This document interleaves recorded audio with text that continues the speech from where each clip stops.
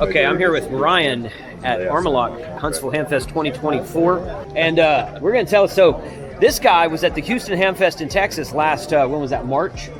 Yeah, Houston Hamfest, Rosenberg Hamfest in March, so saw the stuff there for the first time, although I've had some for a lot longer than that, so we're going to walk through these today. Thanks for the time. Sure, no problem. So for any of those that haven't seen the product before, we design, manufacture, and sell protective cages for your radios. Let me grab a small one, a little easier to show for the camera. Sure. This is the basis of the product, is protective rails for your radios. Not just the rails on the side, but it also goes across the top and across the bottom. It extends past the front to protect your knobs, but we don't break just knobs off. We also like to waller out our connectors on the back and pinch our coax.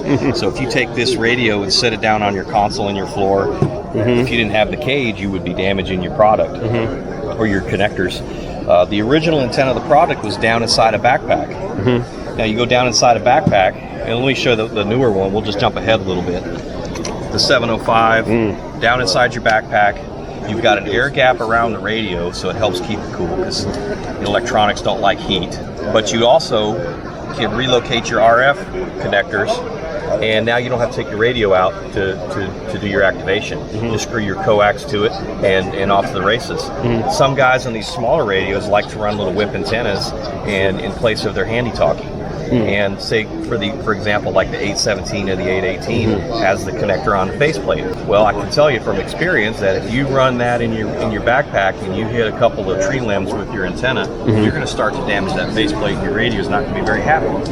You can relocate that onto the cage, and you've solved that problem. But with the 705, with our package for this, if for the guy not carrying in his backpack, it just folds right over with our battery pack, and now you can prop it up and you can actually see the screen. You don't have to prop it up with a bag of chips or a rock or whatever you have. Your smartphone. Your smartphone. Yeah, or have to continually be bending over because the sunlight is washing out your screen. Yeah.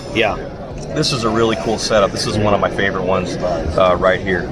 But something that interests us, that was surprising to us, is the larger frame radios. We make them for the 991, the 710, and the 7300, and this is one of my favorites. But what we found with from our customers is that if you ruggedize your radio, you're more likely to get out and be active, because you're more confident that you're not going to break your stuff. So the larger frame radios are $195, which is a lot of money, and we can appreciate that. But what's a broken multi-function knob on your radio worth to you on an activation? Something else we do, this is what I'm talking about, relocating your peripherals, not just your RF mount, but all of them. This is just showcasing the different ones you can do, the USB, your digital input, or your key, or external speaker. And those will fit on any of the radios. The notches on the cages are all meant for the M-Lock T-nut type screws. Now, you had mentioned about switching from BNC to TNC? We did. We switched to TNC, and we take this off, and I'll explain why.